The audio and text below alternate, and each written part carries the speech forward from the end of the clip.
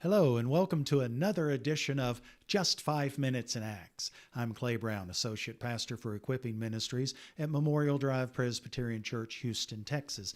And in today's passage, we're going to look for one thought and then one implication of that thought. And by implication, I simply mean if the thought's on target, here's what it can mean for your life and mine. And oh, by the way, if this study raises questions or comments, email me at cbrown@mdpc.org. And I would love for you to subscribe to this YouTube channel. Click on the button. Pass on these studies to your friends. This passage is a sprawling one. It's Acts chapter 11, verses 19 through chapter 12, verse 25. It covers all kinds of territory. The movement of the early Christians north from Jerusalem to Phoenicia, Cyprus, and Antioch. The imprisonment of Peter by Herod and his release from prison miraculously due to prayer. All kinds of territory covered here. What can we focus on in such a short time? We're going to look at verses 22 through 26 in chapter 11. The end of 26 is where I want to concentrate today. I'm reading from the New Living Translation. When the church in Jerusalem heard what had happened, they sent Barnabas to Antioch. When he arrived and saw this evidence of God's blessing, he was filled with joy, and he encouraged the believers to stay true to the Lord. Barnabas was a good man, full of the Holy Spirit and strong in faith, and many people were brought to the Lord.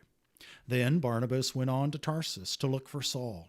When he found him, he brought him back to Antioch. Both of them stayed there with the church for a full year, teaching large crowds of people. It was at Antioch the believers were first called Christians. All right, well, what's the one thought here? To be a Christian is to belong to God, so the word means. The word comes from the Greek Christianos, which means belongs to God, belongs to Christ.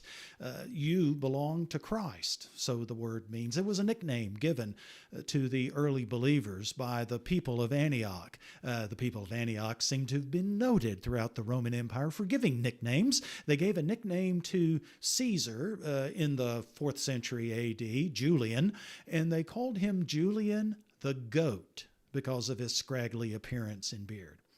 They didn't mean greatest of all time, I don't think.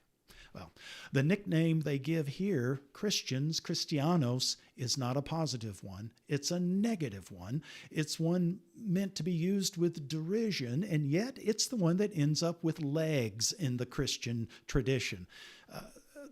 The big name called in the book of Acts of believers is people of the way. There's also a reference to the sect of the Nazarenes. But the one that develops is Christians. Christianos belongs to Christ. All right? What's one implication of this thought? The implication is simply this. If you belong to Christ, then it makes sense that belonging to Christ means you believe Christ and you obey Christ.